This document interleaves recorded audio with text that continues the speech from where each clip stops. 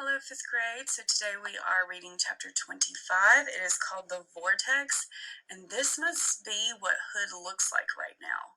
Like he's made out of pieces of the house, because remember he has just returned. So this is called The Vortex. His eyes were made of broken mirrors, and his face of gouged stone. He had a mane of splinters and limbs of timber. He had shattered slates for teeth and rusty screws for fingernails, and a cloak of rotted drapes that scarcely hid the darkness of his heart from sight. "So, thief," he said, ignoring Rictus's pitiful struggles, "you see me as the man I was, or rather, as a copy of that man. Is it what you expected?" "Yes," Harvey said, it's exactly what I expected." "Oh?" "You're dirt and muck and bits and pieces," Harvey said. "You're nothing." "Nothing, am I?" said Hood. "Nothing? Ha! I'll show you, thief. I'll show you what I am." "Let me kill him for you," Rictus managed to gasp. You needn't bother. I'll do it."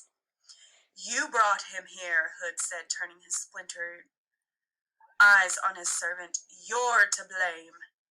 "He's just a boy. I can deal with him. Just let me do it. Let me—" Before Rictus could finish, Hood took hold of his servant's head and with one short motion simply twisted it off.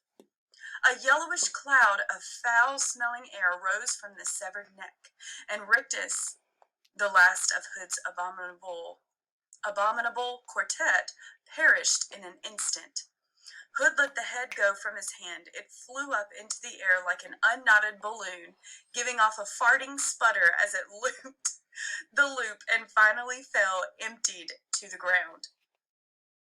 So his head, after he twisted it off, he held it up and let it go, and it did like a balloon until all the air went out of it. Hood casually dropped the body, which had summarily shrunk to nothing, and turned his mirrored gaze back upon Harvey. "Now, thief," he said, "you will see power." His mane of splinters stood on end as though every one of them was ready to pierce Harvey's heart. His mouth grew wide as a tunnel, and a blast of sour, icy air rose from his belly. "Come closer," he roared, opening his arms. The rags that clung there billowed and spread like the wings of some ancient vampire. A vampire that had dined on the blood of pterodactyl and tyrannosaur. "Come," he said again, "or I must come for you." Harvey didn't waste his breath with the reply. He'd need every gasp he had if he was to outpace this horror. Not even certain what direction he was taking, he turned on his heels and ran as another blast of soul-freezing air struck him. The ground was treacherous, slippery, and strewn with rubble. He fell within 6 strides and glanced back to see Hood descending upon him with a vengeful shriek.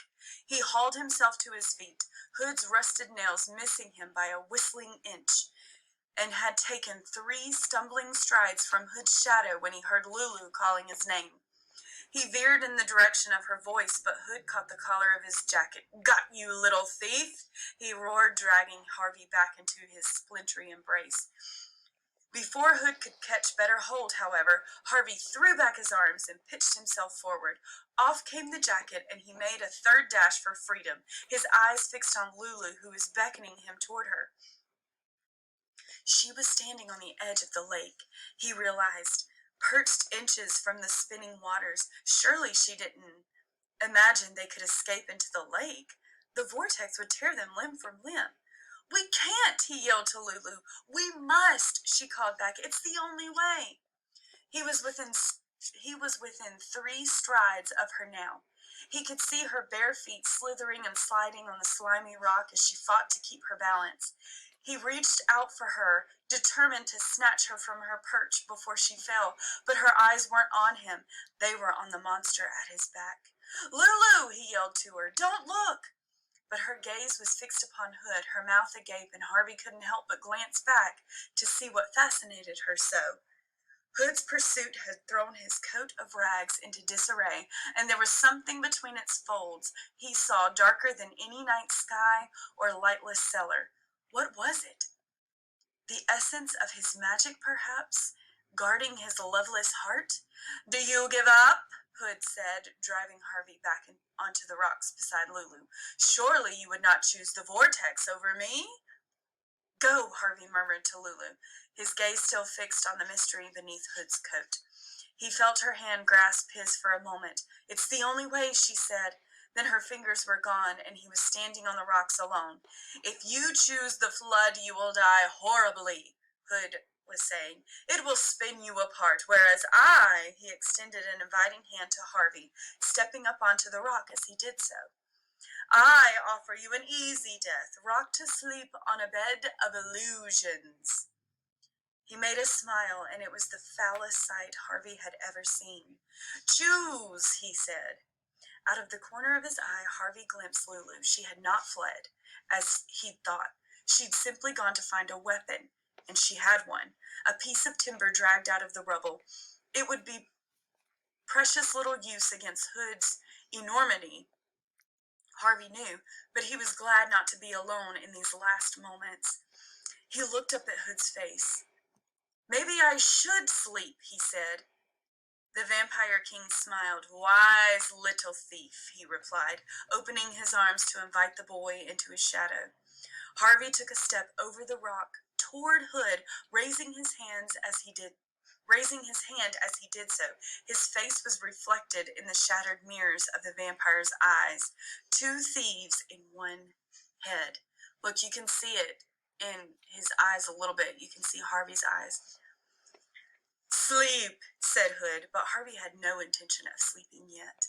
Before Hood could stop him, he grabbed hold of the creature's coat and pulled. The scraps came away with a wet tearing sound, and Hood let out a howl of rage as he was uncovered. There was no great enchantment at his heart. In fact, there was no heart at all. There was only a void, neither cold nor hot, living nor dead, made not of mystery, but of nothingness. The illusionist's illusion. Furious at this revelation, Hood let out another roar of rage and reached down to reclaim the rags of his coat from the thief's hands. Harvey took a quick step backward, however, avoiding the fingers by a whisker. Hood came raging after him, his soul squeaking on the rock, leaving Harvey with no choice but to retreat another step until he had nowhere to go but the flood.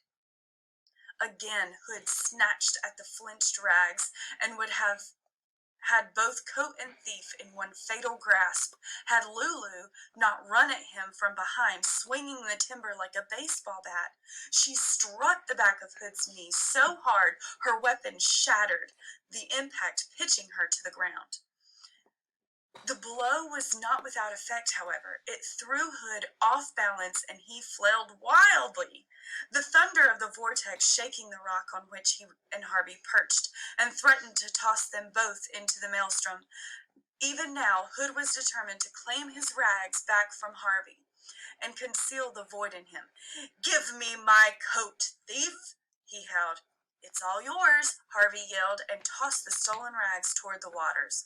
Hood lunged after them, and as he did so, Harvey flung himself backward toward solid ground.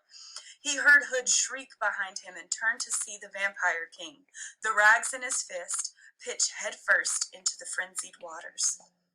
The maned head surfaced a moment later, and Hood struck out for the bank. But strong as he was, the vortex was stronger. It swept him away from the rocks, drawing him toward its center, where the waters were spiraling down into the earth. In terror, he started to plead for assistance, his pitiful bargains only audible when the whirlpool carried him to the bank where Harvey and Lulu now stood. "Thief," he yelled, "help me, and I'll give you the world for ever and ever." Then the ferocity of the waters began to rip at his makeshift body, tearing out his nails and rattling out his teeth, washing away his mane of splinters and shaking his limbs apart at the joints. Reduced to a living litter of flotsam and jetsam, he was drawn into the white waters at the whirlpool's heart, and shrieking with rage, went where all evil must go at last, into nothingness. On the shore, Harvey put his arms around Lulu, laughing and sobbing at the same time. "We did it," he said. "Did what?" said a voice at their backs, and they looked around to see Wendell wandering toward them, blithe as ever. Every article of clothing he'd found in the rubble was either too large or too small. "What's been going on?" he wanted to know. "What are you laughing at? What are you crying for?" He looked beyond Harvey and Lulu in the time to see the last fragments of Hood Body disappear with a fading howl. "And what was that?" he demanded. Harvey wiped the tears from his cheeks and got to his feet. At last he had a purpose for Wendell's perpetual reply. "Who cares?" he said.